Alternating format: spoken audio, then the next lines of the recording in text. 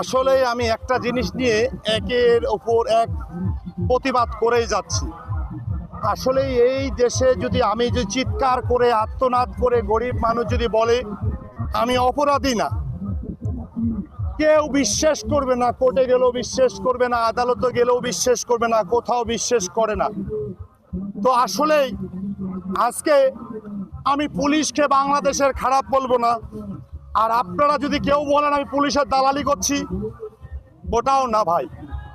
জন্ম হইছে, মৃত্যু হবে, আমি ওই যে উপরওয়ালাকে ভয় পাই, মানুষকে ভয় পাই না। এবার মানুষের জন্যই তো সবকিছু, জেল সবকিছুই মানুষের জন্য।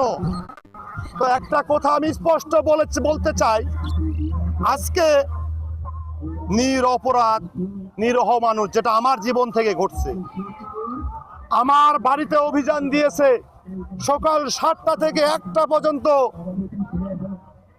আমার কাছে ফোন কল রেকর্ড আছে।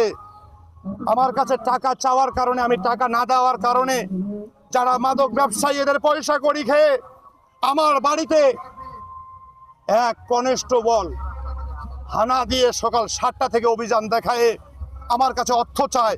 অর্থ দেওয়ার না কারণে সকাল 7টা থেকে 1টা পর্যন্ত দেখায়া 30 পিস ইয়াবা দেখানো হয়েছে। তাহলে আমার বউ ইয়াবা মামলার 1 নম্বর আসামি, আমি 2 নম্বর পলাতক আসামি।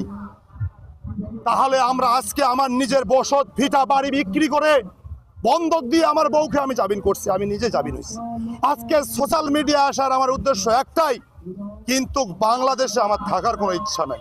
কিন্তু আমি একটা কথা বলতে চাই স্পষ্ট, আমার তারেক জিয়া স্যারের কাছে আজকে দুর্নীতি, ঘুষ বাণিজ্য সবকিছু করতেছে যে কোনো মহল।